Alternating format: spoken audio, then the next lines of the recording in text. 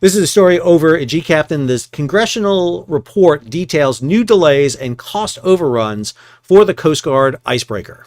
So Molt Humbert put this together. A new Congressional Budget Office report details further cost overruns and delays. And this thing is, I'm not gonna lie, it's terrible. I mean, it is just friggin' terrible. But let me share the terrible with you.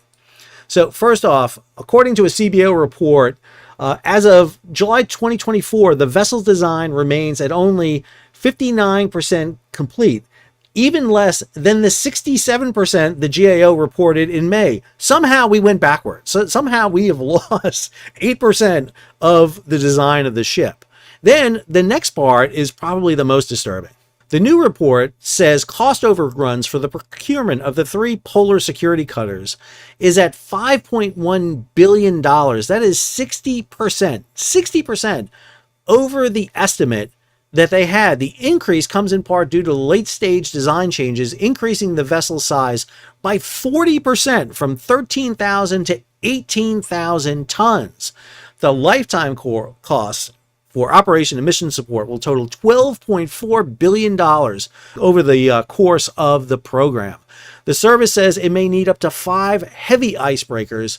Costs would nearly double to 21.2%.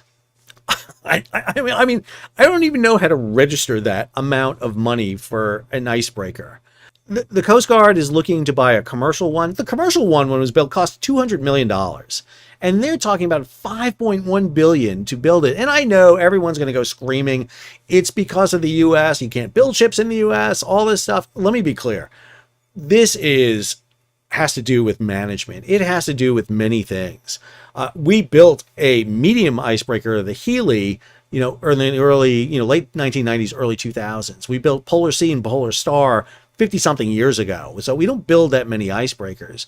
But for heaven's sakes, make a deal with the Finns and work on getting this cost down and stop adding on to these platforms. Come up with your specifications, go get a private firm, let them contract this out and build it, kind of like they did with the National Maritime Security vessel. They are just overbuilding this thing to a point that you're not going to get a heavy icebreaker ever.